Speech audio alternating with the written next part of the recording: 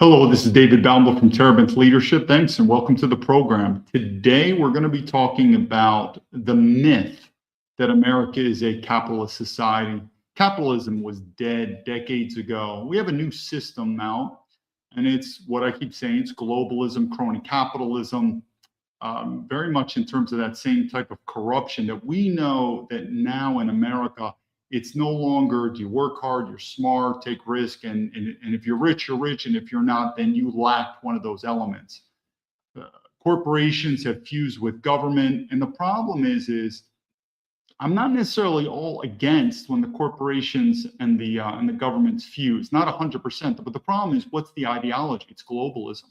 So we have these corporations in America that are globalist companies, multinational companies, and they don't have a loyalty to America anymore, at least not to the American citizen. So we're going to talk about that, and everything points into the same direction. That is, this is one of the reasons America is going to collapse. And we know this, that this system we have, that we continue to repeat, and I'm going to show you a couple slides on X where the typical MAGA influencers like to make fun of socialism, and they keep saying, here's my very point. So let's let the bottom line up front very quickly. One, we don't have capitalism anymore in America, number one. Number two, I'm not a big believer in socialism. I am a believer in what's called National Socialism, or you call it fascism, or some people call it nationalism. But you'll see that the MAGA influence constantly say that socialism is bad. Well, they're not talking about National Socialism. And you remember when Trump went to China, the MAGA loves China. At the end of the day, really, the only thing that our government likes, is money. Meaning, let's take a country like North Korea. You don't think that if some way, shape, or form, the American corporations could make money out of North Korea? President Trump would be in North Korea shaking hands with North Korea saying, I think the system is not as bad as we think. I think we could work to get its money. We are a globalist corporation. America, Trump is the CEO and your employees. It's all about the money. We don't have a country anymore. I think this concept, to many people find it surprising, or they don't understand this. We don't have a country. We have a globalist corporation. So our really only ideology is money. So wherever there's money, even a place like China, which should be considered in many ways our enemy, but guess what? To the corporations, to our corrupt government, where there's money, there's friendship, and that's all it is. But let me point to a couple of reasons where we look at the MAGA, where they keep saying socialism bad. But then again, don't fool yourself. We're going to do some clips too of the Democrats. Their version of socialism is not mine. Why? Because my version is something called National Socialism. And in National Socialism, this thing called diversity, multiculturalism, multiracialism doesn't work. But either way, you're seeing it from both sides of the aisle. And I say this is why our number one enemy aren't liberal people. Because whether you're on the right side of the aisle or the left, you're both getting screwed over by the system. And this new enemy, and I said this many times, is sort of the 1%. These ultra-rich globalist people, many times they could even be MAGA or non-MAGA, but where there's absolute power corrupts absolutely. It's too much money. It's not capitalism anymore. Anyway, let's go on to some things and you'll see it, but this system is just not going to work anymore. So anyway, this is like the typical, these are MAGA influencers, and he's like, if socialism, so they like to harp on socialism, and we get this, and I get it. If we're talking socialism, which is a watered down version of communism, I get this. But socialism is bad. So okay, well let's see what system. So then we're going to go to the next one here. And if you notice my comment on here, we like to say this. So let's look at this. Hopefully everyone can see this. Okay, good. Everyone can see this. So what does this portray? This portrays some liberal dude. I guess he's got a communist t-shirt on. So I guess he's China. And he says, hey, the rich don't pay. And then you got this girl. I don't know why. I don't know what type of message they're trying to do. Like she's Chinese. And she's saying like the liberal white guy who's this communist, but the China. I don't get this at all. But at the end of the day, look what I wrote here about taxes. If the rich really think they're paying more in taxes, and the rich really are capitalists, then let's just end taxes. Let's end it for everyone then. I want to make this point because you hear this point. So it's just weird what they did. I don't know what this point. You got this liberal guy, communism. He's retarded. I get that. And then you got this Chinese woman. She's dressed. Well, if she's Chinese, then again, if you said the word Nazi now, not in a negative sense, but who do I think are today's National Socialists? The Chinese. It's fascism. Under Deng Xiaoping, it changed. But anyway, you get my point. I don't know this whole deal with this Chinese girl defending it because that's not going to be, that wouldn't happen in China.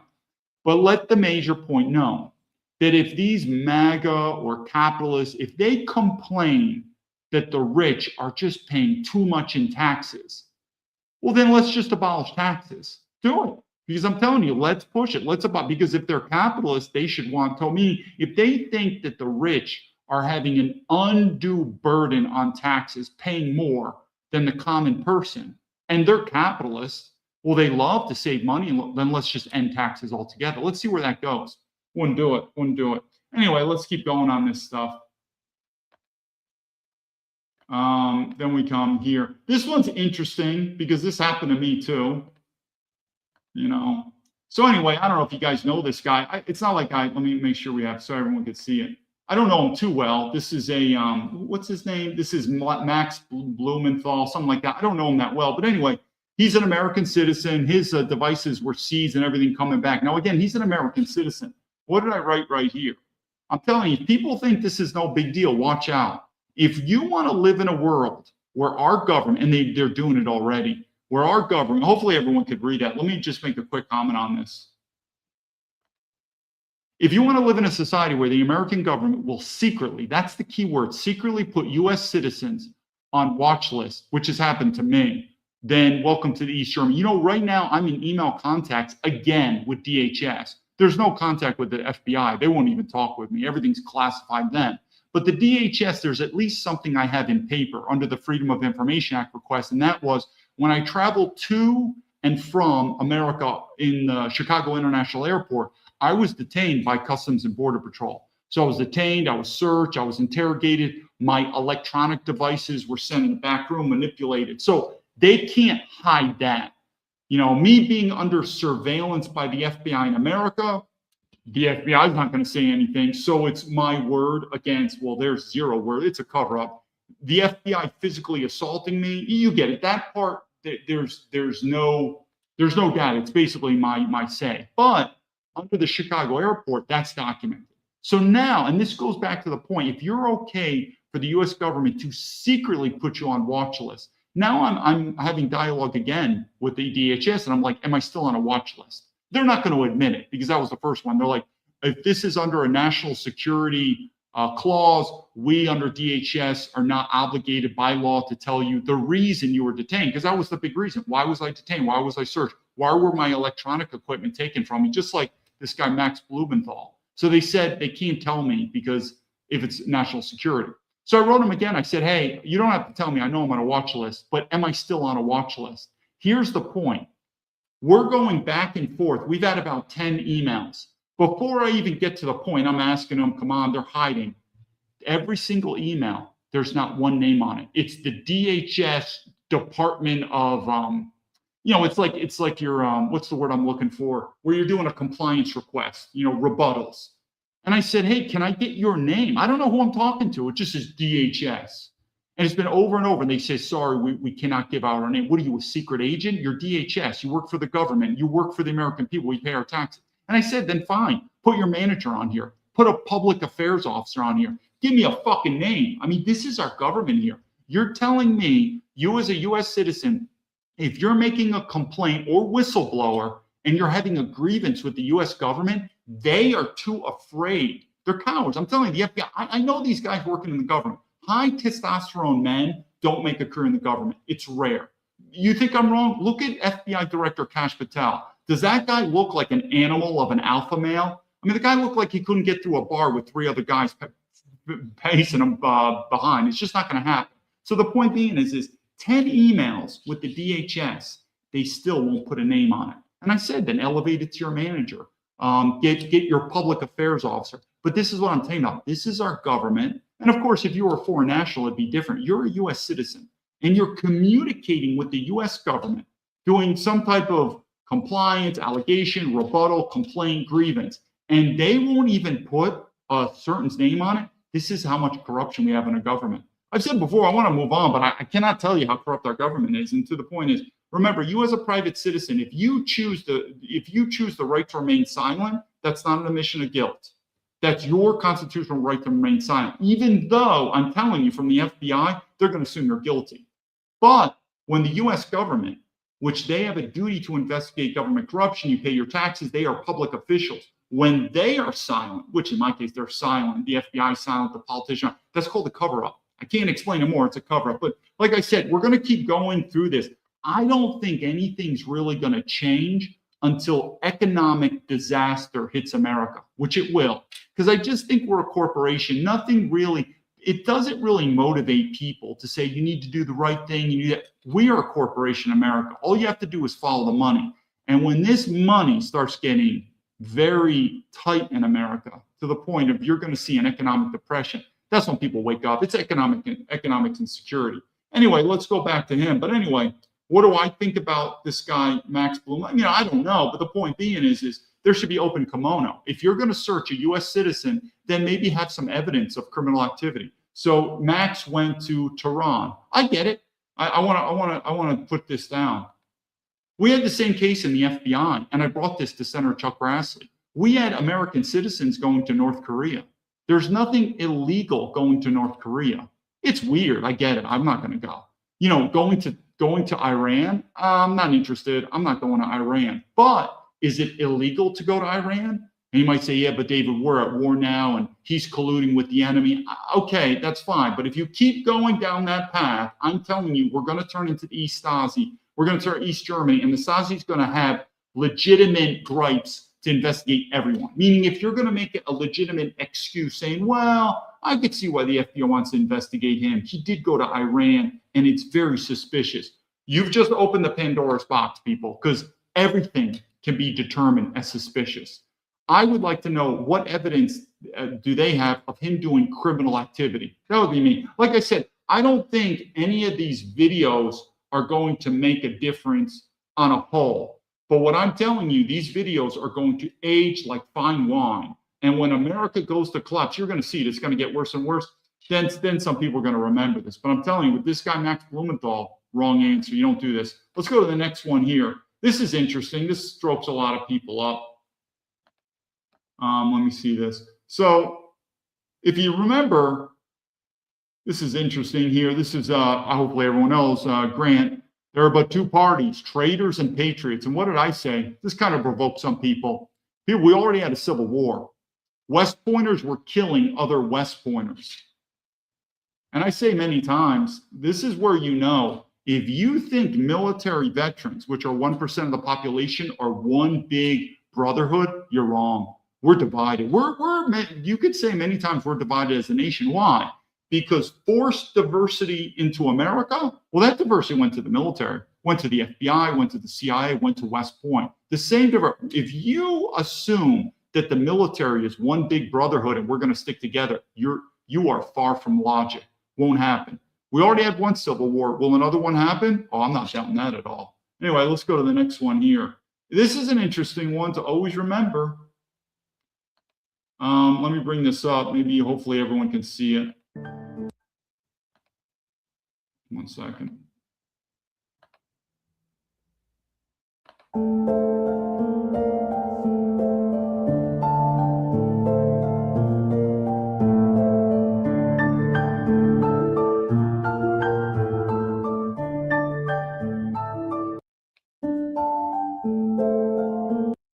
All right, just want to do that a little bit, but never forget, this is what I'm saying, hopefully everyone can see that. This is, let me just talk a little bit about violence.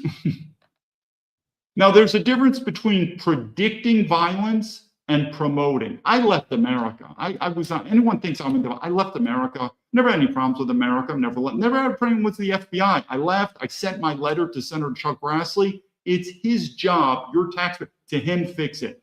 I'm not going to be no hero. I just left. So I don't have any issues per se. Now I do, where they cannot leave me alone.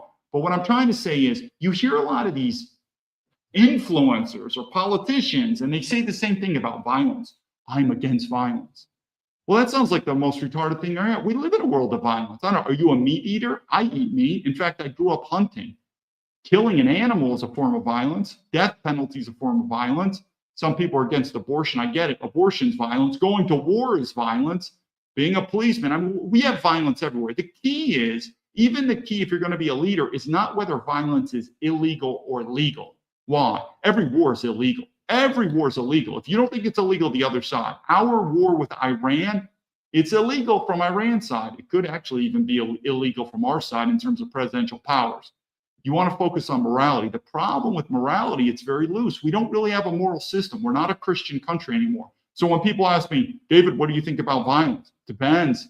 Depends if it's morally justified. Well, what is morally justified? Okay, that could take it down a path. But you hear these people, I'm against violence. What do I think is going to happen in America? Now, I would be in favor of a peaceful separation where the states separate, and that's a peaceful solution. I don't think it's going to happen.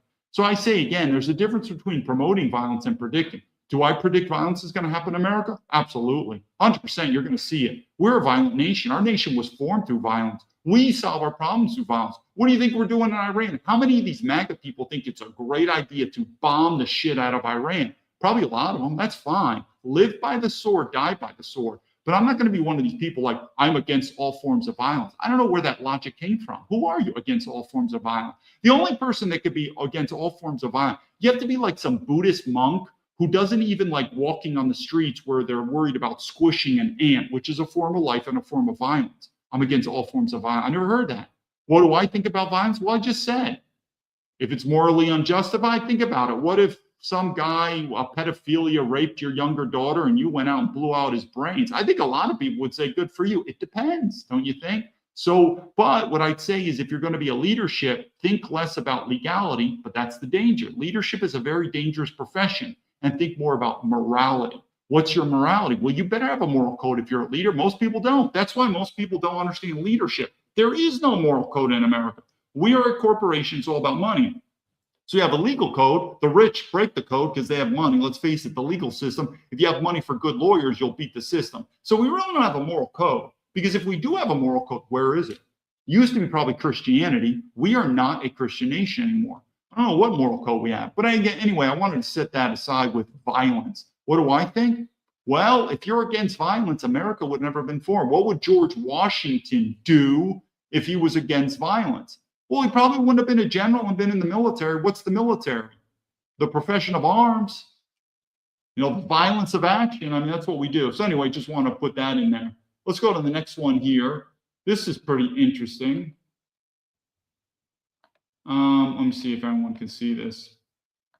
I just find this weird. So this is the Israeli flag. Yeah, so what did I say? You know, everyone can see that. Everyone gets the point. This is all in the politics, but is that not retarded? And I'd say the same thing if that was a Canadian flag or British flag, meaning our good allies, you could say. But I'm telling you, I actually don't have a problem with Israel. People always try to put me like, he's working for Israel, he's not against them. No, but then other people trust me, call me a neo-Nazi, because I think our view of Adolf Hitler is skewed. I have a different view of World War II and Adolf Hitler. So then people call me a neo-Nazi. I get it. We go back and forth. But the point being is the government of Israel, their priority is to take care of the Israelis. You know, I say back with the USS Liberty, who betrayed us? Did Israel betray us, or maybe our own government? So our U.S. politicians, they have a loyalty to U.S. citizens. Why are they working for Israel? I'd probably say two things. I've said this before. One, there's this Christian Zionism. I don't quite get. I'm not an expert on Christianity, nor am I expert on Judaism. These are ideology. I don't know. You're gonna have to deal with them. I don't get these people, but that's why you have to study more of this ideology, like I study China. The second, though, I think most of them, it's the money, because I've seen it before with China. All these corporate, look at Donald Trump. If you think his MAGA ideology and socialism is wrong, MAGA went to Beijing and they kissed ass. You could call China communism. I call it fascism. But either way, those two political ideologies are not kosher for America. So why do we go there to kiss ass to China? Because of the money. That's what I think. I think a lot of people are working for Israel. I think it's the money. Do you blame Israel? I don't know. I don't blame Israel start. I would probably say you're an American citizen. You elected those American politicians to serve you. I would say they're the traitors. I've said many times, patriots betrayed. Who betrayed America? The American globalist government and the American globalist corporations. I'd start on there versus pointing the finger at it's China, it's Russia, it's Israel. I'm not gonna say you're wrong with Israel, But that's not where the blame should be. The blame should be with the American corporations, the American government, Americans who sold you out for Israel. That's what I'd say. I'd say those are the traitors. But like I said, I don't think this problem's going to get solved until violence. I think violence is going to come anyway. So let's go to one more. In fact, what do I keep saying? I've said this many times. What is at the crux of all this? The white man. It's up to you, white man, whether you're gonna fix this problem or not. This is a good video. This shows you how remarkable European white men are, European culture, and we're losing it. And who do I blame? Yes, I've said many times, I'm not a fan of white women's attitude, but I still put the blame on white men. This is what our founding fathers created in everything. This is what we're losing. Let's take a look at this. The weakling from resignation. Let us look each other in the face. We are Hyperboreans. Our fate? It was the fullness, the tension, the storing up of powers. We thirsted for the lightning and great deeds. We kept as far as possible from the happiness of the weakling, from resignation. Let us look each other in the face. And then guess what? The rise and fall of the West, as you see, it's up to the European white man. It's up to the European white man. All right, let's go one last. This is what I keep saying too. This is the whole violence thing, but you take it for what you want. But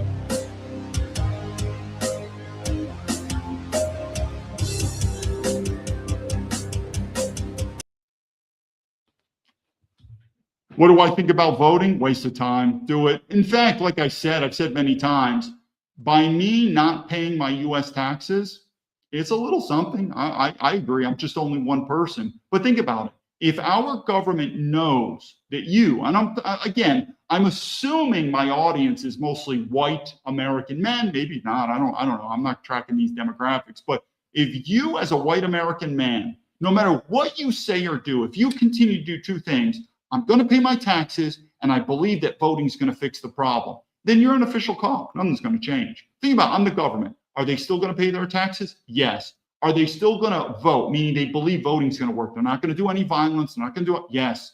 Okay, then I won. And you're going to get the same McDonald's meal every time. McDonald's meal A, McDonald's meal B, and it's going to flip. Like I said, now today we're going to be showing some videos of Democrats. Don't even fool yourself. I'm not a vote. I don't believe in any of these Democrats are going to solve it. I don't even think any of these MAGA people are going to solve it. I think Trump is going to wither out and the violence is going to solve it. But where the Democrats are right, because what did I say? What's the part of this video? We're not capitalists anymore. And what they've said is, and it's true, they said maybe the enemy, maybe they didn't articulate it as direct as I'm saying it, but I believe they did. And I've said this. The number one enemy, if you are far right or whatever right, I'm telling you, your number one enemy, just like I said, your number one enemy is not China right. Your number one enemy are not these liberal people. They're not homo dudes. They're not transsexuals. They're not pink-haired women.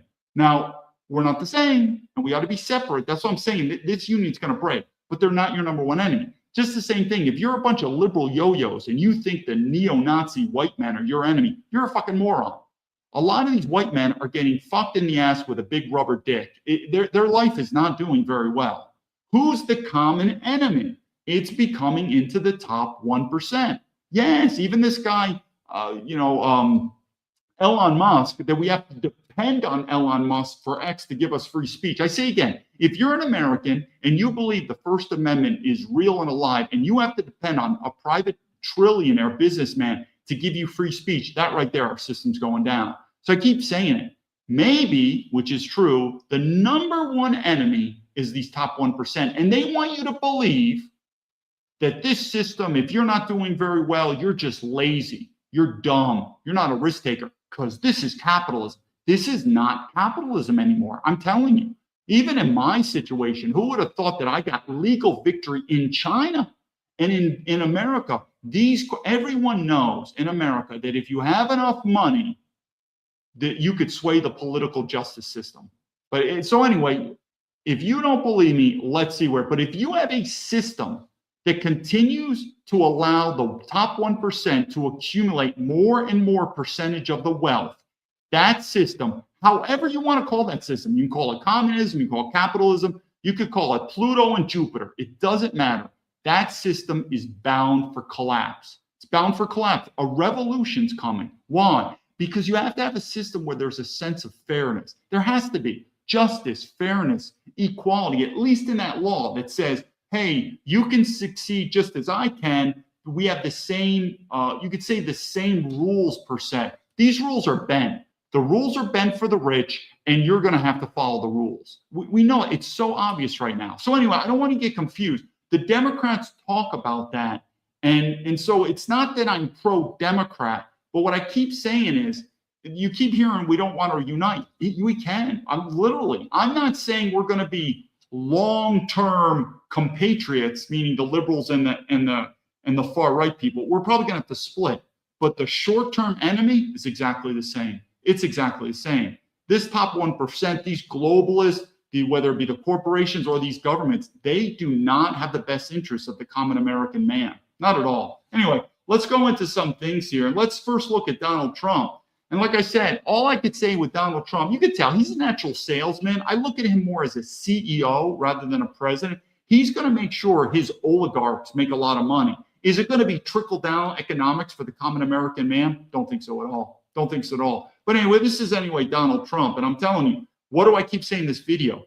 We don't have capitalism anymore. Don't believe these MAGA people that say, yeah, socialism is evil, fascism is evil, or communism is evil. The best system is capitalism. We don't have capitalism anymore, people. It's not capitalism.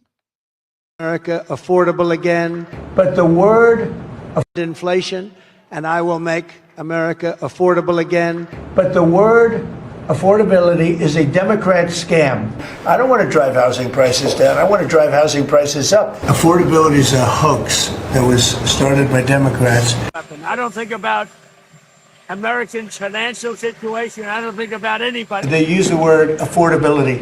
It's a Democrat hoax. Just about everything is a big yawn. The word that they use is a hoax.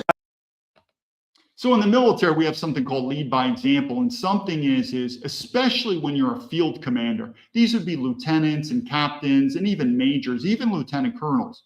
They want you, when you have troops in the field, troops in combat, you need to get down in the trenches, for lack of a better word, to see how the troops are. How are they sleeping? How are they eating? How is their day-to-day life is? How's the morale? Because you don't want to be that general back at the Pentagon and you don't have a pulse of the troops. The problem is a guy like Donald Trump then says that this guy's a billionaire.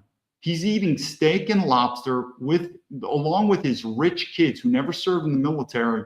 They're not going to suffer from economic hardship. And they seem to be more and more. This is what happens. It happens to anyone, even you. I know you're like, it wouldn't never happen to me, David.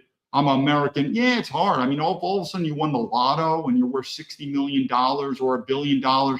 We want to include me. You naturally will start getting detached. Even me, that I've lived overseas so much, I've become detached from America. That's what I'm saying. If I'm never able to go back to America the rest of my life, this is not an insult. I'm not trying to be arrogant. I'm fine now. It's not a big deal to me. You get accustomed to new lifestyles. But I'm telling you, back to this part, people say these evil billionaires. I'm not going to argue with that, but I'm trying to put you in their shoes. Once you become so rich, and the system should not have allowed that to happen, but once you become so rich, you become detached.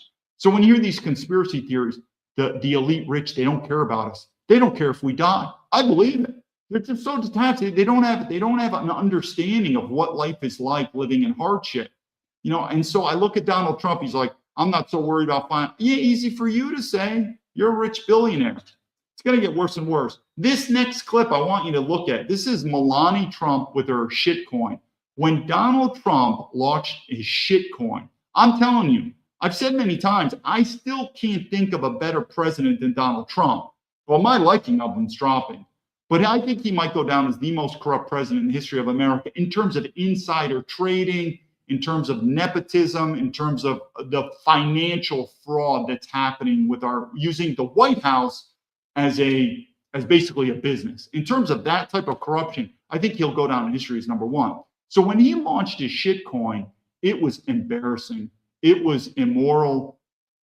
But you could say it comes a little with the territory. I'm not excusing him, but when Melania Trump, and I'm not a fan of Melania Trump, she's an escort. She married Trump for his money. I'm not into this. She's this beautiful, conservative, traditional. She's not. She moved to America. She's an escort, which is a nice name for a prostitute. Don't think so? Yeah, if Donald Trump was making $100,000 a year, I don't think she would have married him, okay? Billionaire. Anyway, when she launched her shitcoin, it was so when the first lady should never get into that, especially if you believe in conservatives and traditional. A first lady should be submissive. She should be quiet. She should be behind the scenes. And first and foremost, she should support her husband as the president, because we want that as taxpayers. We want the president to get support from his family so he could do a better job. But when she's like, no, I want my shitcoin too. And I don't care what people say, well, she never knew about it, or it wasn't her idea. Well, it came out with her name on it. I guarantee she did the blessing. But when she did it, it's becoming so dishonorable, because she's the first lady. You have a lot of these young girls who looked up to her as a role model. They probably spent, I'm thinking about a young girl who's 18 years old who spent her little money, like $1,000, to invest in Melania's shitcoin, and she lose. The first lady, no, it is absolutely abhorrent for the first lady to get into that bullshit. It's bad enough that Trump did it. Anyway, here we go. In Melania's crypto. If you invested $10,000 in Melania's cryptocurrency coin last year, today you would only have $9. Yes, the Melania coin is down about 99.9% from when it launched, and many people lost a lot of money investing in these cryptocurrencies. This is a perfect example of why you should never go all in on any cryptocurrency or any investment. Always diversify and do your own research before you invest in anything. I got it. I mean, he's talking about crypto. I get that. That's a different conversation. It's definitely risky. I'm more focused on Melania, that sense of leadership. She's our first lady. She's a public official. Your tax money is also paying for her salary, your family. For her to launch a shitcoin, which is basically a fucking scam, a rug pull, especially on young girls who looked up to her. It's just, I can't think of the word. It's just so sleazy. It's so dishonorable. It was bad enough for Donald Trump to do it. The first lady, this is why men, we get rough and dirty, but our morality comes at stake. Why? You do that. So a woman, she's not part of leadership, but she maintains her innocence like a virgin. That's why women and children are always protected. So for her to say, listen, I am, Donald, she talked to Donald, I am not getting in on this shitcoin thing. I am a lady. Forget first lady matters because she's a public official, but I'm a lady and my innocence, I don't do business. They're rich as fuck, these Trumps already. But anyway, I'm not going to get into it. If you don't understand the concept of why it was even worse that Melania Trump launched her shitcoin, even worse than Trump, who is, like it or not, he's a bit of a sleazy businessman. I know that. It comes with the territory. But when the first lady does it, it's a whole new fucking level. It's the same thing. A guy could kind of sleep around with girls. When a woman sleeps around with men, it's a different standard, people. It's a different standard. Anyway, let's go to this one right here. And this is what I want to do is I want to look at the big picture in terms of capitalism and cronyism right here. Just a big picture on where it's going. I'm now broke. Meet the Today on Forbes, quote, I'm now broke. Meet the investors who lost billions buying Trump stocks and crypto. Vadim Fistakan started working at 17 years old and built the kind of savings that usually takes years of overtime, delayed purchases, and adult restraint. More than $100,000 by the time he hit his late 20s. In 2021, the Washington State truck driver eyed a house near family in Florida with a pool and a waterway that led to a river and then the ocean. He says, quote, we were thinking about pulling the trigger. Then I saw this whole Trump thing going on. This Trump thing was the Trump Media and Technology Group, the company behind Truth Social. In October 2021, the president unveiled the business, promising a censorship-free platform and giving supporters a chance to invest via Special Purpose Acquisition Company, or SPAC. Shares of the SPAC jumped 1,650% in 2 days, then fell about 30% by the start of the third. To Fistacan, that looked less like a warning than a discount. The 3-time Trump voter says, quote, I'm getting in. He added to his bet until it hit $205,000. That investment is now worth $30,000. Fistacan logged onto Truth Social last fall to voice his frustrations. He says, quote, I'm like, hey, this is a scam. And a lot of people were like, no, you're just a Trump hater. I'm like, no, I was on board since day one. I'm now broke. He's not alone. Catherine Childs, the SPAC's former chief financial officer, now uses her Truth Social account to promote a song accusing the president of selling out his supporters, called, quote, Donald Trump is a B-word. Chad Nedohin, a worship leader who once moonlighted as the unofficial captain of Trump Media's retail shareholders, now describes the company as a vehicle for enriching the president and his inner circle. He says, quote, we're just poor cattle to them. He doesn't care about anyone. Throughout the president's life, his most remarkable creations, whether casinos in Atlantic City, public offerings on the New York Stock Exchange, or political movements across America, all relied on one thing: believers. In 2021, Trump left the White House with an abundance of them and quickly got to work monetizing. To do so, he followed a process with 3 distinct stages. First, the invention. Come up with a business concept, invest almost nothing, take a big chunk of equity. Second, the sale. Stir up a frenzy among the faithful, cash out what you can. Third, the mess. Watch the assets collapse, salvage the scraps. From 2021 to 2025, 5 Trump family ventures reached public investors: Trump Media, World Liberty Financial, Trump's meme coin, Melania Trump's meme coin, and American Bitcoin. Now, they are all hitting the messy stage. Trump Media shares are down 89% from their peak. World Liberty tokens have fallen 82%. The president's meme coin is off 98%. Melania's version has dropped 99%. Shares of American Bitcoin are down 95%. The Trumps, after cashing out $1.9 billion, are still up $3.1 billion overall, according to Forbes calculations. Their supporters are down an estimated $7 billion. The human cost of all this lies in accounts like Fistacan's. He didn't just buy a stock. He bought a story that Trump views his supporters as partners rather than tools. Fistacan says, quote, pretty much my whole life savings was in this one stock. This is the greatest theft, con job he has ever done. Nick Pinto was sitting inside Champions, the restaurant at Trump's Miami Golf Resort, in January 2025, when a Robinhood notification lit up his phone. Trump had launched a meme coin. The 26-year-old's due diligence consisted of Googling around and hopping on X. He initially invested $7,000. Pinto was part of a frenzy that delivered the first family an extraordinary windfall as Trump returned to the White House. The roots of it lay in World Liberty Financial, the crypto project the president had launched the previous September. Billionaire Justin Sun, facing allegations from the Securities and Exchange Commission, invested $45 million in its token after Trump won the election, then put another $100 million into the president's meme coin. Melania Trump added a coin of her own. The 3 tokens traded furiously as Trump ascended to the throne, throwing off hundreds of millions of dollars in cash.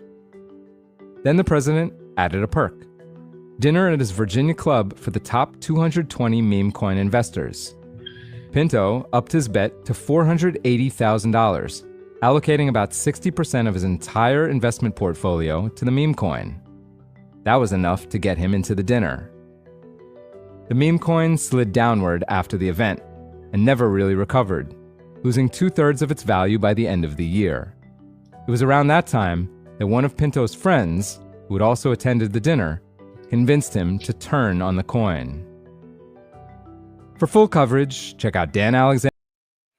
So the point with this is and this is not just with Donald Trump, but I think he probably takes the cake in this, what I just mentioned about utilizing the White House for financial gains for him, his family, and his friends. It's wrong. We all know that. He probably will take the cake as the most that's ever done that. And that's what I'm saying. I still think he's got a CEO hat on and he's not being the president. Don't think so? Same thing with these dumb MAGA people. They're like, yeah, this war in Iran is good. In fact, MAGA people are like, David, I don't believe you ever supported the president. Yeah, and I don't believe you ever supported military veterans. And again, if you don't support military veterans, that's another dialogue, and I'll buy that for $1. But the point is, if you're going to be MAGA and you're going to say we support military veterans, I don't believe that. So, meaning we're becoming a directionless, rudderless boat. The only direction that I say that is confident to follow is you follow the money. Why? Because we're a corporation and President Trump is a CEO. This is one from Gavin Newsom. Now, I'm telling you, before we let, I'm not supporting the Democrats at all. Not like this is another reason why, remember I said the first FBI whistleblowers, they got a lot of attention and I got none? Because if you know how I talk, I'm not a fan of the Republicans. I'm not a fan of the Democrats. And I say it, the number one enemy of America is the globalist government, the globalist corporations. What's also corporations in America? The media, Fox News and CNN. Do you see why a person like me would be immediately silenced? So again, this is Gavin Newsom, but that doesn't mean someone is 100% wrong, or this is why it's, I don't want to change the subject, but remember Adolf Hitler? Have you ever seen anything positive about this guy? When they portray someone as 100% wrong, negative, evil, you know something's wrong. Nobody is 100% evil and nobody's 100% good. So Gavin Newsom, are there things that he's saying that I might say I agree with? Absolutely. Does that mean I support the Democrats? Dude, I'm not even into voting. I say it again, this system's going to collapse. This is Gavin Newsom. Do I think he's right? He's right. And that same 10% own 93. Well, look, 10% of people own 2/3 of the wealth in this nation. That same 10% own 93% of the stock market. 30-year-old today is doing worse than his or her parents for the first time in U.S. history. If that's not a 5-alarm fire, I don't know what the hell is. We were sitting there, some of us at least, celebrating the best of Roman Republic, Greek democracy on July 4th. The vision of our founding fathers, co-equal branches of government, co-equal branches of government, popular sovereignty, rule of law. But I'm reminded, thinking about the Greeks, there was a guy around 50 AD, 2,000 years ago, warning the Athenians, Plutarch. He said, the imbalance between the rich and the poor is the oldest and most fatal ailment of all republics. Think about that. 2,000 years ago, there was warning the Athenians that the imbalance between the rich and the poor. And fast forward today, the first trillionaire is minted. At the same time, we have 20 states still paying $7.25 an hour. Something's fundamentally broken here. And that wealth is creating power locking in rules and regulations, locking everybody else out. You can't play in the margins anymore. We can't fail more efficiently. So are the Democrats going to fix this problem, Gavin? No, I think they want to bring in some type of communism. They're not going to fix it. But what I say is, what's the big picture? I think this America, the collapse is coming with or without the Democrats or the Republicans. This is the force of nature. Empires eventually go. And what I want to do is, again, we're going to show this clip. It's going to happen. You're going to see the American empire fall. And the point being is sometimes it's inevitable. There's nothing fixing this, people. Nothing fixing this. It happens at a pace, and the world order is definitely changing, but it happens at a pace in which it's like watching a child grow or people change, in that there were these moments, but that evolutionary change can almost be elusive to us. We might not see that, but we see symptoms of it. And as you know, I believe it's driven by 5 major forces, which are the debt money economy force, the internal political and social order, the international world order, how countries deal with each other, what the system is, acts of nature and technologies. And so we are seeing with the war in Iran, we are seeing a change in the perception of the United States and its population, its willingness to fight a war and endure. You know, if you fight a war, it's painful, costly, and people die and all of that. And because there's a reluctance to do that, and there are other constraints such as financial constraints, and also how many resources do you put into this, what's your military hardware like.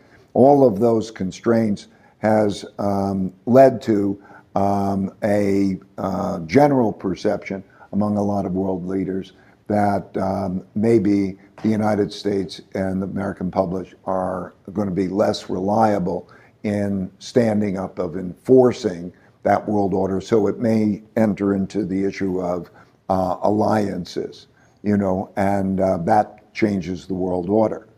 And of course, there's a rising power in the form, particularly China. So we have, you know, let's say the two leading powers in many ways, not only just the size of their economies, but the. I want to reiterate this, and I give a shout out. Malcolm, I'm forgetting his name. Is it Ian Malcolm 84?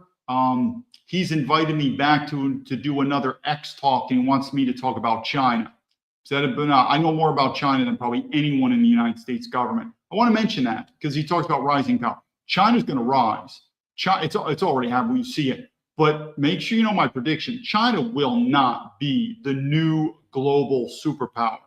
And the reason I say this is again, this American empire, very similar to the Roman Empire, always threats, always military campaigns, and there's going to be threat after threat after threat. But China's going to rise, you like it or not. It won't be the next world superpower. But like I said, my prediction of the American collapse, America may not collapse into total rubble like you see these sci-fi movies. But think of the Soviet Union, which was a global superpower that collapsed down to Russia, where Russia is still a legitimate regional power. So that's the minimum that's going to happen to America. So America still will be a very powerful regional power. It ain't going to be a global power anymore. The world is going to be shared, and China is going to take one of the spots. But I just want to make sure we mention that. New technologies and so on. These are two great powers. And the important thing in the new world order is how those parties get along and how they operate with each other. And I think it's important to understand the Chinese approach. And that Chinese approach, which has developed really over thousands of years to an American audience or a non-Chinese audience. When I say thousands of years, it seems implausible. But there is a culture, a deep culture, in terms of the desire not to fight. Let me add on that. Again, this is not a China video. We're going to move on. I didn't know he was going to be talking about China so much. But anyway, China is a country. And I've said this many times. You're like, yeah, so America's a country. No, we're not. We're a corporation. Like literally, if you take money out of the equation, what is America? I don't know what we are. Our freedoms are, we're not a Christian nation anymore. We're not. You know, again, you see all these Americans, they're trying to fight for Christianity around the world. And then there's no doubt about in China is, what's the word I'm looking for? They're not attacking Christianity, but it's not a Christian nation. So you have Christians in America saying, we need to defend Christianity in China. Defending China, we don't have Christianity in America anymore. We're not a Christian nation. We're not a European nation. Really? Are we a white? You start saying America's a white country, belongs to the white man. You have good luck with that. Freedoms. Freedom of speech, the amount of censorship that I've had, we can go on and on. We are not. We are a global corporation. We follow the money. China is a civilization that has lasted thousands upon thousands of years. And what do I think to just simplify this? Again, we're just going to say this because this is not a China video, but we'll talk later. If I had to simplify China in one word that keeps them cohesive, what is Chinese people? Yes, race is real. I know even the MAGA people are very libtards with this concept that really race is real. Yeah, it's phenomenal. Have you ever heard of it? It's a thing called ethnicity. It's something real. Talk to the Jews if you don't believe me. They believe in it. But that would probably be their central. They are a people. If you're going to have a country, you have what we don't have. I don't know who an American is anymore. Everyone just jumbled together. The only thing that keeps America cohesive is what? Money. Once that money goes, oh, we'll kill each other in America. Well, it's going to get worse.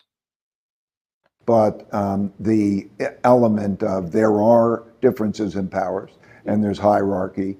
And what that means is that there's a system for dealing with that in which the more powerful deal with the less powerful in a certain way that is considerate, and that there's mutual consideration, and an attempt to not have fighting wars as the means of resolving that. And they have the art of war. The art of war is a philosophy, essentially, in that if you're having physical damaging each other, you mustn't have been smart enough to win without that.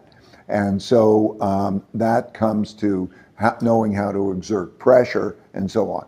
Well, these things are now changing the world order. So it's not the United States as being the American order all around the world. We are coming into this other order in which you're going to have to find a way of being able to have conflicts and resolve conflicts without use of military. We all hope for that.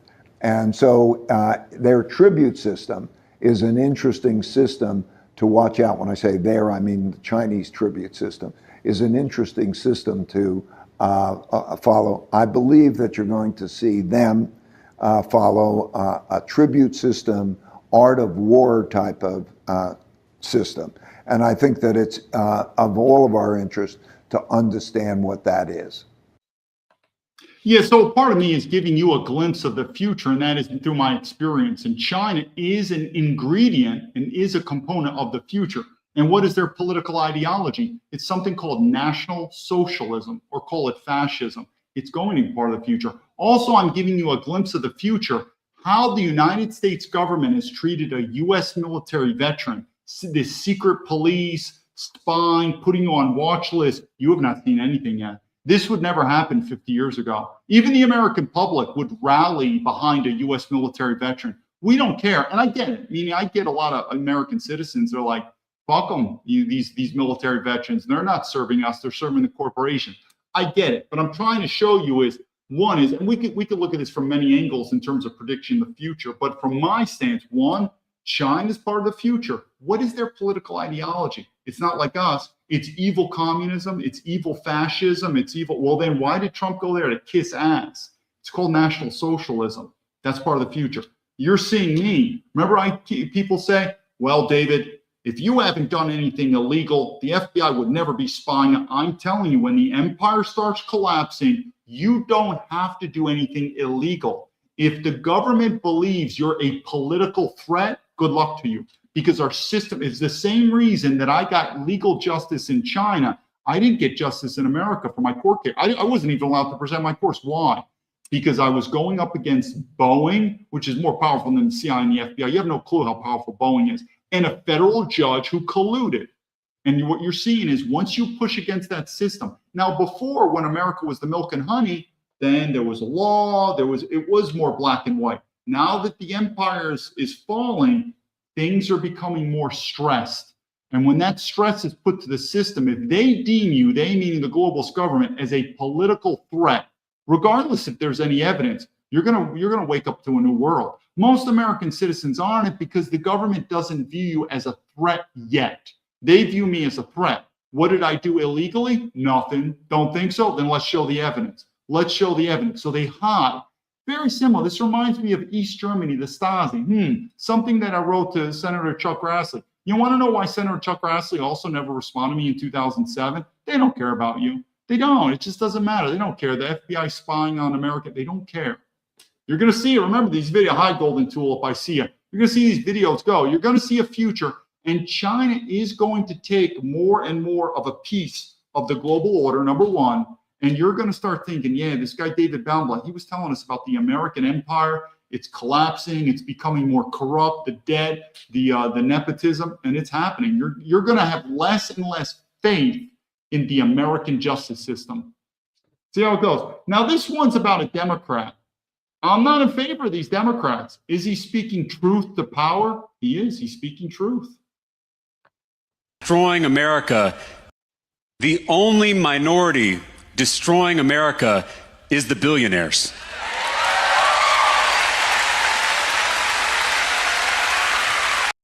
So I'm going to caveat this. Again, this is where I disagree with the Democrats. So if you're a liberal, I don't know, you're gay, all this stuff, we have to come to terms. We're probably not going to live in a harmonious society together. Where did I learn that from? China. What does China believe in? Homogeny. So if we'll just say you're a liberal for many reasons, racial, whatever. We have to admit, we're probably not meant to live together long term. But so that's why I disagree with these Democrats. They want this communism kumbaya. That's not going to work. But I agree with this. He's a Democrat. I agree with this Democrat. And I'm telling you, if you're a liberal out there, I'm not your number one enemy. The far right is not your number one enemy. The number one enemy truly are these 1%ers.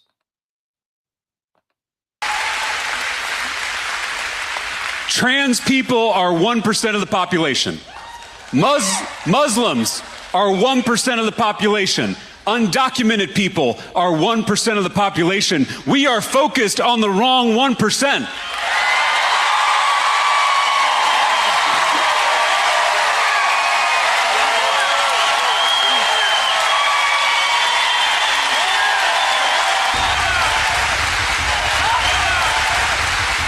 Trans people aren't taking away our health care.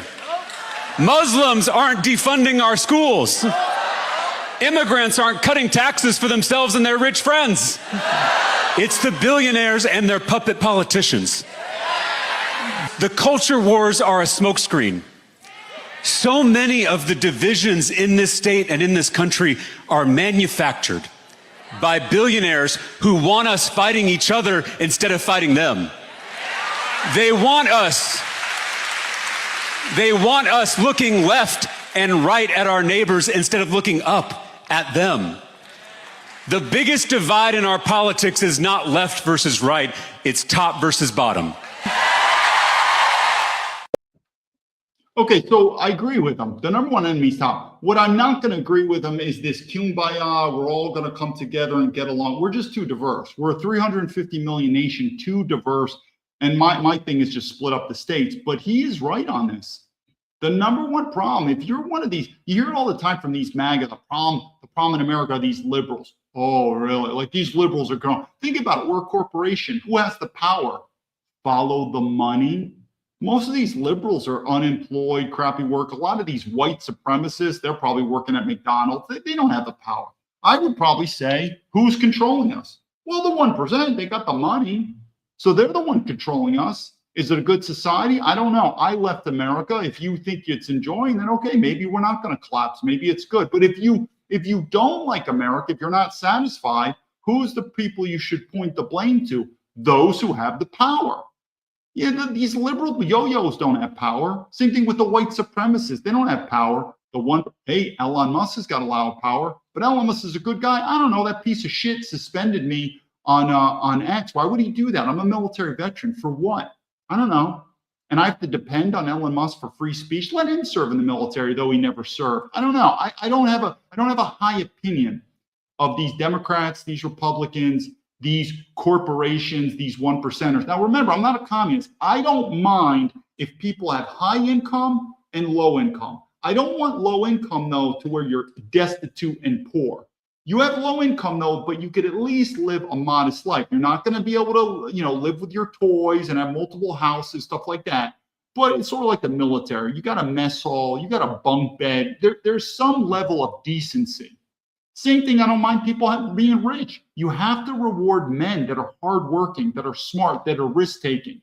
How much now? I don't know. I mean, in terms of if you say, well, David, how much are they allowed to do? Well, I think it's more about changing the system, more about the money. But I could tell you something. If someone made tens of millions of dollars, even 100 million, maybe so. In today's age, I could go with that. So I don't mind if someone is rich. These people are beyond rich now. These people, anything close to a billionaire, it's wrong, people. You think I'm wrong? Well, then, okay, let's see where the system goes. But there's something about China. What's going on with China? They don't have this system. They seem to be doing well. I don't know. Let's take a look at this. Talk about an extreme like a Now, wait a second. There's always been inequality, but when you talk about an extreme like a trillionaire, okay, how many jobs has Elon created? How many billions in taxes has he already paid? How many new technologies did he develop without government assistance initially? How much risk did he take when SpaceX was public? I'm all for people being rewarded and failed in 2008. And I argue to you that everybody that tries this will get to the same place as Cuba, North Korea. And what about China? Russia? Okay, this is the elephant in the room we find. He's right. China is the element in the room. And I've said that. I view one of China's greatest leaders as Deng Xiaoping.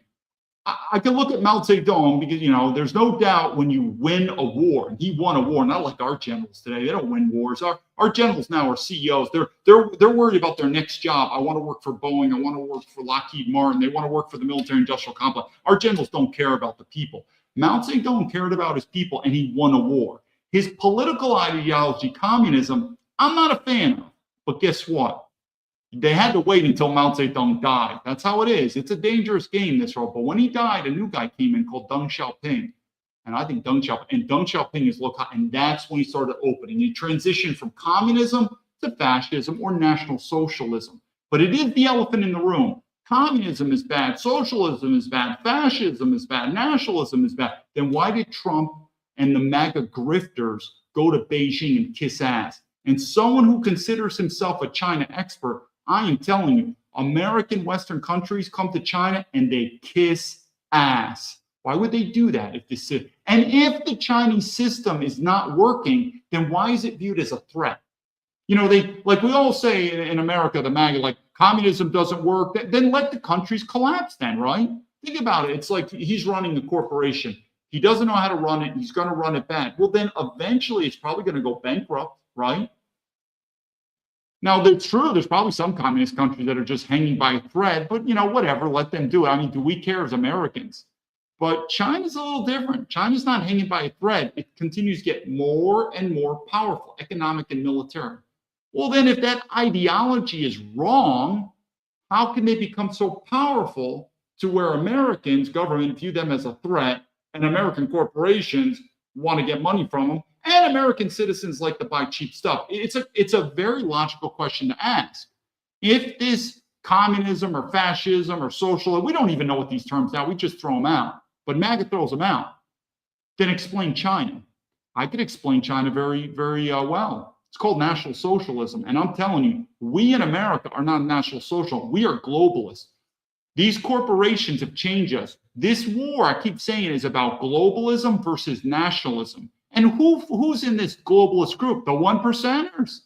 If you really want to make money, nationalism isn't. When I joined the military, I didn't say, man, I'm joining the military, I'm making a lot of money. I didn't join the FBI to make a lot of money. I joined for duty, honor, country. It wasn't there. It just wasn't there, and I left. So there are motivation factors that aren't about money. But if your number one factor is money, go globalism. That's how you make the most money. That's our system's based on globalism. Then why would you do nationalism where money is not the biggest incentive? I don't know. Maybe there's things other than money, family, your people, tradition, your religion. The daughter comes home and says, Dad, I could date two guys. I could date a rich, multi-millionaire Muslim, or I could date, whatever, a middle-class Christian. Maybe your father would say, we're a Christian family, and we're going to choose Christianity. But Dad, the Muslim man is a millionaire.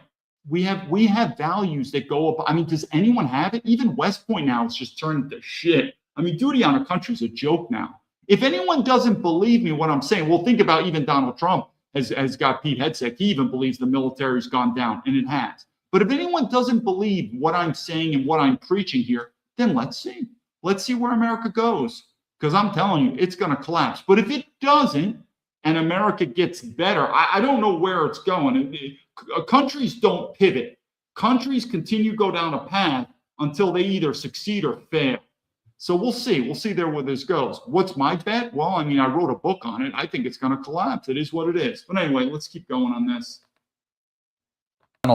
People have been saying to me for decades, what country is trying your approach? I've had me to say that I can't nominate one. Now I can nominate China. And China's been far more effective at dragging people out of poverty. And it's also whipping America's industrial ass. Now, this is something which you're going to tell me China's Pretty interesting. Again, you hear MAGA, they do these terms. They're like, yeah, the best system is capitalism. We're not capitalists anymore, people. And just to show you my background, my father, and we get, like I said, I always said, besides my father, my biggest teachers were the military, which, oh, by the way, if you really study the military, what is that political ideology? It's fascism. That's what the military is. I know it's got a bad word. It's weird. In America, you could sell communism easier than you could sell fascism. Probably because it's attached to Adolf Hitler. Anything attached to Adolf Hitler, people just go, oh my God. But if you really look at fascism or National Socialism, really, it's so evil? How do you know? What the fuck do people know now? What are you learning it from? Well, I learned it from Hollywood, that it's evil. Oh, that's great. I learned it from our politicians. You mean the people who betrayed you? But if you look at the military, and I go back to what I said about money, if you go to the military, the difference between, we'll just say pay and benefits, between an E1 private and an O10 four-star general in the military, it's drastic. But the E1 private still has a bunk, still has food, he still has medical and dental care, and an E1 private, he still lives an honorable life. You know, I guess you could say the word humanity. There is still a sense of respect. And the general, the four-star, lives a really good life. But I have to defend the generals, and I don't like today's general. I think they suck. But the generals, the amount of money they make versus in the corporate world, the rich, millions and millions and tens of millions, and it's nothing. So again, being in the military, I get it. The military has a bit of meritocracy, and you've got to reward top talent, and the bottom talent's the bottom talent. But the rich in the military, the four-star general, they're not mega rich. And the E1 private, they still have the basic necessities of life. But anyway, you hear this guy, I forgot this guy's name who was on here, Mr. Wonderful from Canada. Yeah, I'm not into him. And he's such a, why did you serve in the military, Mr. Wonderful, if you're such a patriot? You know, all these tough businessmen never want to serve in the military, to include Donald Trump. And yeah, there's talks about Donald Trump. He never dodged the draft. He dodged the draft. He got deferments. End of story. If you're going to be a leader, now, if Donald Trump is an individual, sleazy private businessman, I still wouldn't like what he did, but it's not. Donald Trump wants to now he's in public office. He's the commander in chief. He's the president. He wants to serve the people. It's a black mark. You should have volunteered, Donald Trump. You don't need to get deferred. You don't need to get weighed. You should have said, I volunteer for Vietnam. Why? Because one day I want to become the president of the United States and I believe in public service. Or at the very least, he could say, I didn't go to Vietnam because it was an unjust war and I'm against war. And now that I'm president, I'm not going to get us into wars. I can at least buy that. That's what I thought. We don't have these values anymore. We have these billionaires now preaching us. We have in America, believe it or not, there's more morality in China. We in America, where does our morality come from? It doesn't come from church. Church is dead. It comes from Hollywood. Oh, that's a good one. It comes from our politicians. They suck. And it comes from the people who really control us, the corporations. The corporations don't have values. The number one mission of a corporation is to make money. That's all it is. We weren't, the thought that we're influenced by China or Russia. Now they're trying to influence us. I get that. What's the most amount of influence do we have in America? The corporations. And what value system do the corporations have? Nothing. It's make money. It's the same reason when I left America in 2010, I told my West Point buddy, what is America now? Make money and have fun. Hedonism, individual. Good luck. I said, good luck with that. Where's it going to go? And I left 16 years ago. And what's my prediction? Even stronger.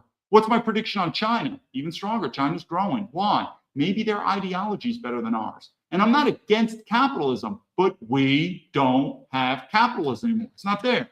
Disagree with me? Look at this guy. This guy's another Democrat. You know this guy's name. And now what's so funny is now you have MAGA attacking him because they're calling him a neo-Nazi. I guess I don't know him that much, but he tried to run for Maine, I think senator. He's a military veteran. I guess he's a neo-Nazi. Okay. I thought that was MAGA though. MAGA's neo-Nazi. No, MAGA now is against racism and they're against neo-Nazis. I don't know what we stand for anymore in America, except it's money. It's all about money. But listen to what this guy says. And again, I don't know him. I don't know if I support him. Again, I'm not into the Democrats. But listen to what he says. Do I think he's right? Absolutely right. Today, there are over 900 In 1990, there were fewer than 80 billionaires in the United States. Today, there are over 900. Now, when you look around, do you see a state of Maine that is 10 times wealthier than 1990? Do Mainers have 10 times the free time? Have our wages gone up 10 times? Do we have 10 times the schools? 10 times the hospitals? No, we have less. We have fewer schools, fewer hospitals. Fewer young Mainers can afford a place to live. Our paychecks don't go as far. We have to take on extra hours at work just to make rent. The money went somewhere, and it wasn't down here. It was stolen from us. Stolen from us in a rigged system. I think he's 100% right. Now, I'm not saying the solution, I'm going to agree with this solution. Pebbles says, can you please define what you mean by collapse? How do you see the collapse playing out? Yeah, Pebbles, I'll do a quick thing. But what I don't believe the solution where the Democrats, I think the Democrats may be looking for this sort of communism, or they say, what do they say? They say they're social democrats. Again, you know what I find interesting too is you find these, sometimes they're liberals, or it doesn't matter now. They could be Republicans or Democrats, and they sometimes compliment China for China's success. I compliment China for their success, but they're national socialists. They're an ethno-state. So you meaning you get some people, so I am the Republican and I say I'm absolutely against Adolf Hitler, and I think China's doing very well. Well, I can tell you, they're pro-Adolf Hitler. Or you get the liberal that says, the problem in America is racism. But man, I like China. China's one of the most racist countries I've ever seen. So we have to balance our logic. I believe China is doing better and better. China is also an ethno-state. What do I mean by that? Well, part of it is these. So again, he was a Democrat senator. He's running for senator. I totally agree with him. Our system is corrupt. It's sucked. But I'm not going to agree that the solution is communism. Now, I don't know if that's what he said, but you hear that. Like, we have to all come together. First of all, you have to, in Leadership 101, you have to define who is we. And what is something, this is again my background. I served in the military. I was ranked number 2 at West Point for leadership. I know leadership. The problem with leadership is most people are followers to include a West Point now. So they stay out of trouble. If you're going to be a leader, sometimes you're going to go up against the system. You lose, you die. If you win, then you become like George Washington. Not like that was my goal, because sometimes lead, follow, or get out of the way. Leadership lesson 101. Leadership, if there's a problem, you lead, you follow, you lead, take charge. That wasn't me. Even though I consider myself a leader, I'm not taking charge. This system's going to collapse. Follow, that's possible. Follow behind a leader. And I think a lot of people try to put Donald Trump as he's the leader going to follow, because we can't all be leaders. We have to work together as a team. Some people have to follow. I don't see anyone. Now, it was true when Donald Trump first ran, I could say I was a bit of a follower. There's no doubt. And I said, hey, I've been drifting more and more away from Donald Trump. But who am I following? I don't see anyone in America. None. I don't see any MAGA. I don't see any Democrats. So what was the third option? Well, what I did in 2010, get out of the way. Stop being just get out of the way. But anyway, this system is going to get worse and worse. Let's play one more, Pebbles. I'll go back. This is the last clip. Now, this clip is about a black kid, and it's MAGA interviewing him. Guess what? I agree with this black kid here. I agree with him. We're going to do this clip, and it just shows again why America is collapsing. We don't have patriotism anymore. We don't have a country. I don't even know what brings us together. We don't have military veterans. We don't have American citizens who respect military veterans. We don't have military veterans who even respect each other. We don't like each other. Not good people. This point, it's going to get worse and worse. Let's play this short clip, and then I'll end it. I'll take any questions. Are you proud to be an American? Not really. No, why not? America's imperialism and its destruction of the global poor. Okay, how are we committing destruction against the global poor? I mean, if you don't know that, then, there's no really point in trying to explain it to you. Just like 10 seconds. Give me. So again, I get it. I'm not saying I agree everything with this black kid. Notice I keep saying black kid. Well, that's what he is. He's a black kid. He's a black man. Again, race is real. I don't have a problem with black people. I've never had any problems with them. Read my book. I was suspended from the FBI, unpaid for 2 weeks, helping out a black guy, gave him $8,000 of my money. But I'm not saying I agree everything what he's saying, but when it's done, I'm going to counter this. What I do agree with him, that I think more and more Americans from every walk in life are starting to check out of the system. Why?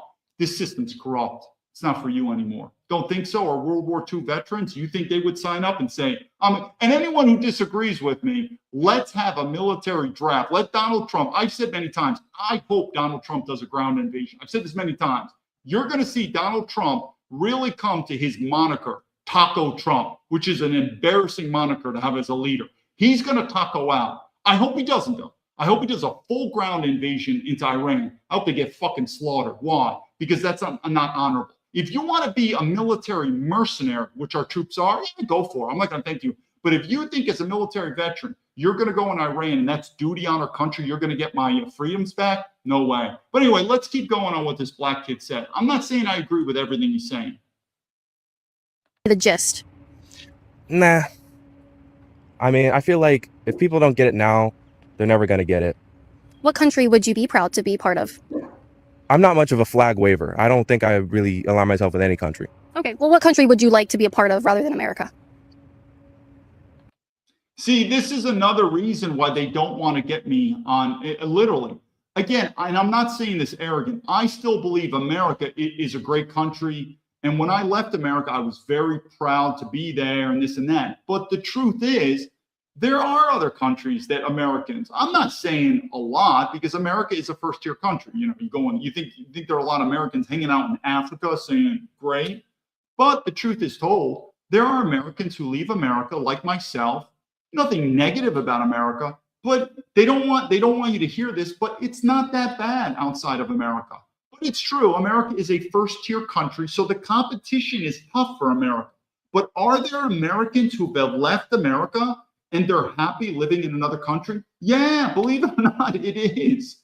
I mean, my biggest issue is I want my passport stopped to be flagged and I want to get off the watch list. And I should be able to return to America on a business trip, see a family or friend. But if for the rest of my life, I cannot go back to America for the rest of my life, I'll live with it. It's not that bad. But again, a lot of these MAGA people are like, America is the best country on earth. I don't know. What other countries have you lived in?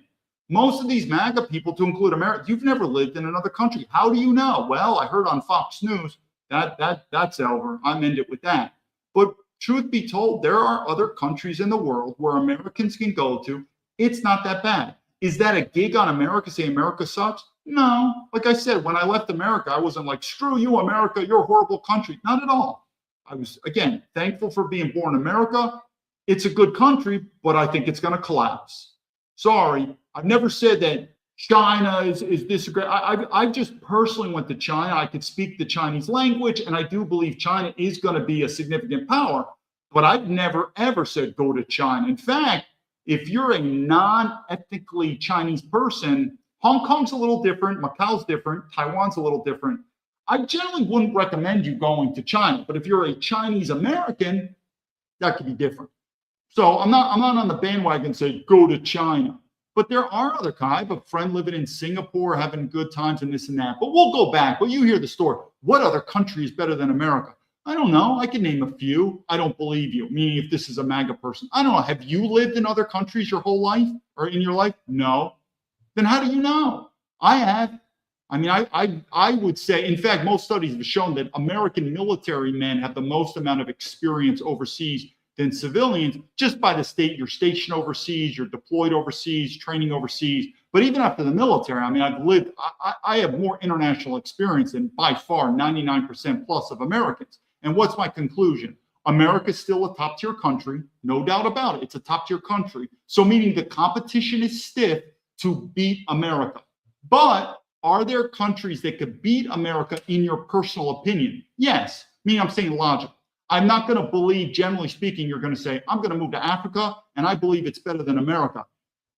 It's going to take me a little bit harder to believe that. But you got people in Europe and Canada, yes, in Asia, even in South, there are places there that there are Americans that are saying, you know something, I'm happy.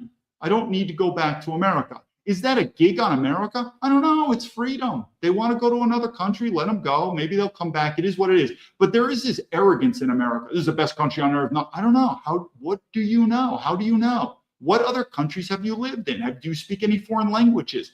This is the same reason I talk about multiracialism. I know I'm doing a little tangent, but Americans are like, multiracialism is awesome. How do you know? I'm assuming you're a white guy. You were born and raised generally in a white environment your whole life. I've lived in multiracialism. It's called China.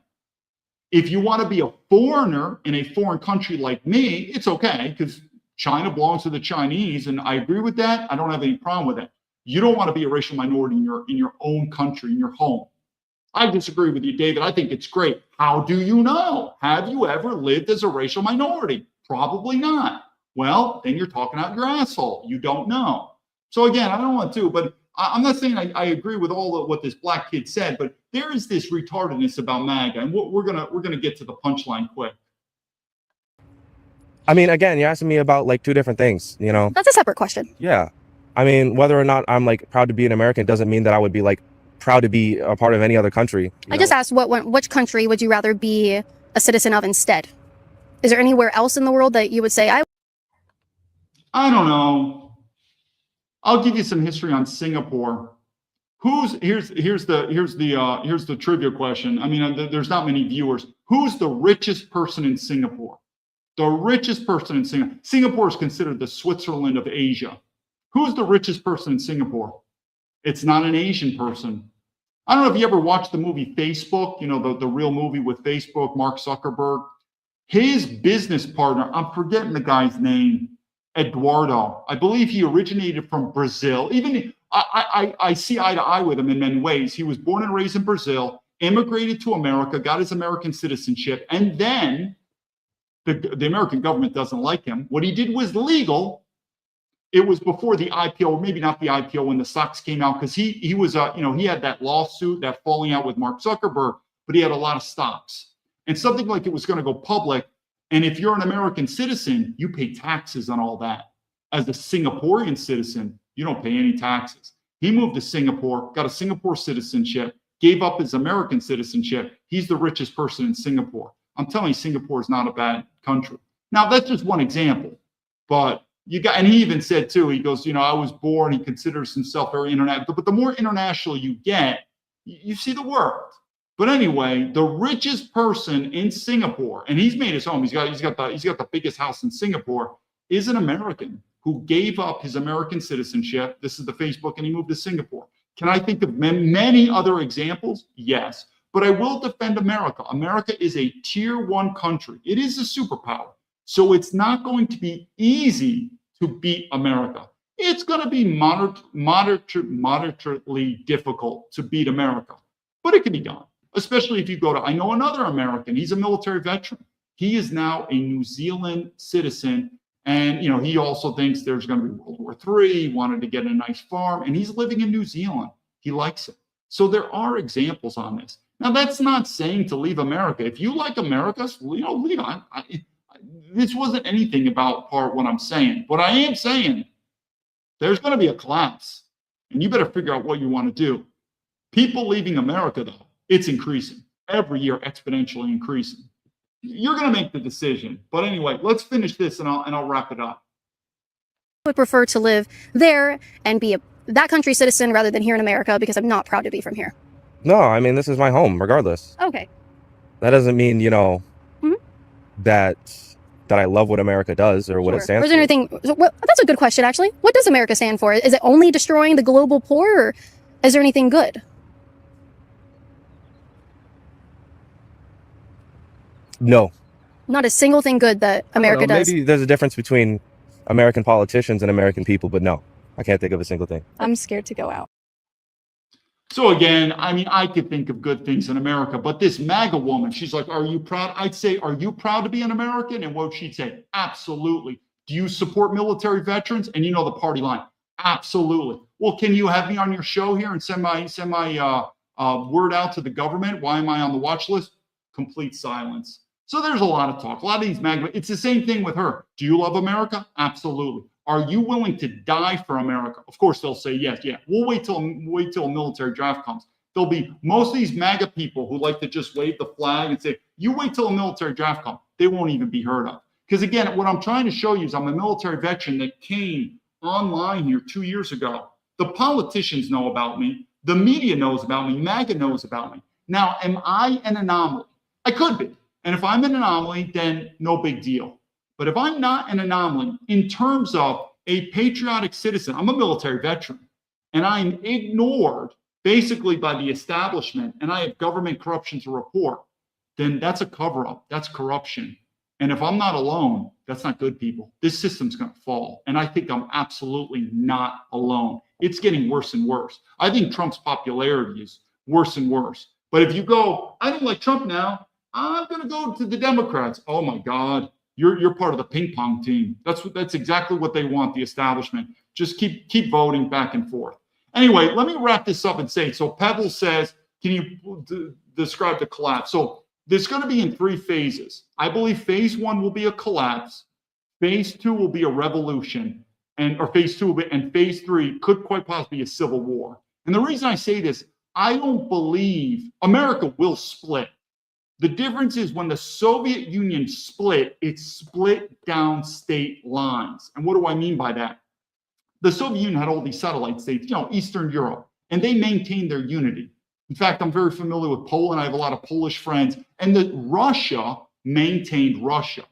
So they all kind of dissolved down to their original statehood, collapsed, but into their originally manufactured state. America has 50 states. You start talking split, that's a split.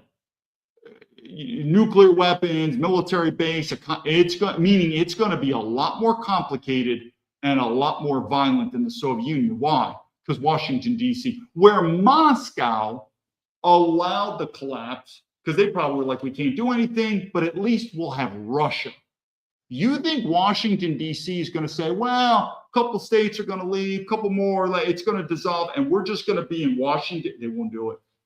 The military will be activated. I even think Donald Trump, he will activate the military and the national security, even for these midterm elections.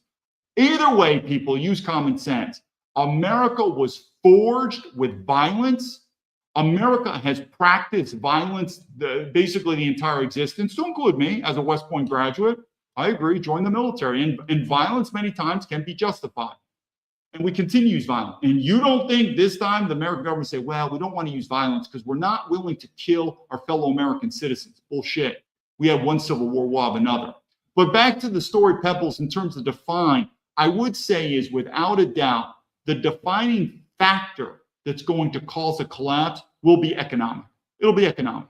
I believe that we could be facing, unlike 2008, the recession, it could be the 1920s depression. That's how bad.